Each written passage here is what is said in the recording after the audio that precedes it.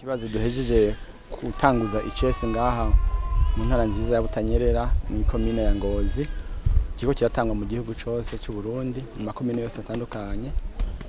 Ni ikibazo cerekeye kwinjiza abigisha bari bakenewe mu bushikiranganje mu byo bujejwe hamwe indero n'ubushakashatsi nabo ku rugero rw'amashure kimwe bita fondamentale muri rusange.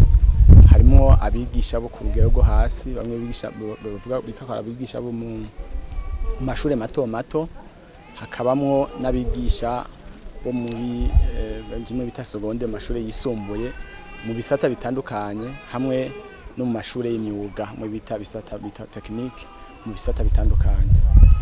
Nico gituma mubona twabakoranirije hamwe muga muri wese akora ikibazo kijanye ni gisata asanzwe arimo. Batangura ikibazo twabamenyesheje ko uyu mugwi w'igihugu ujejwe gutanga ikibazo ku bakozi binjira mu kazi, twari mu bushikiranganje mu byo bujejwe rimwe abakozi n'akazi, uringa kugira ngo utange iki kibazo ku munsi we. Batangura ikibazo twabamenyesheje ko uyu mugwi w'igihugu ujejwe gutanga ikibazo ku bakozi binjira mu kazi, twari mu bushikiranganje mu byo bujejwe rimwe abakozi n'akazi, uringa kugira ngo utange iki kibazo ku munsi weje ku munsi wa gatandatu hazoca hatangura gukosorwa ikibazo cyatanzwe no ku munsi w'Imana, maze ku munsi wa mbere abo bona ko hari ico bohava bashikiriza bazogishikiriza, kuko intonde za mbere zimfata kibanza zizosha zimanikwa hanyene bakoreye